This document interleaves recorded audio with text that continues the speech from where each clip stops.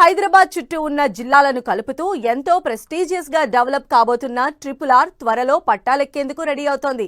ఇప్పటికే ఉండడంతో RRR తో Hyderabad city development bullet speed తో దూసుకుపోయే అవకాశం ఉందని ఇండస్ట్రీ ఎక్స్పర్ట్స్ అంచనా వేస్తున్నారు. రీజనల్ రింగ్ రోడ్ అనేది మంచి ఒక 2018లో ఇది ప్రపోజ్ చేశారు. దీనికి అనుగుణంగా మనకి బడ్జెట్ కూడా శాంక్షన్ అయ్యింది. నార్త్ పార్ట్ సౌత్ పార్ట్ గా డివైడ్ చేయడం జరిగింది. దానికి అనుకూలంగా బడ్జెట్ కూడా కేటాయించడం అనేది జరిగింది.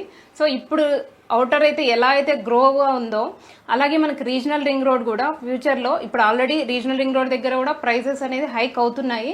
సో అదే విధంగా ఈ రీజనల్ రింగ్ రోడ్ దగ్గర కూడా మనకి మంచి ర్యాపిడ్ గ్రోత్ అనేది అవకాశం ఉంది.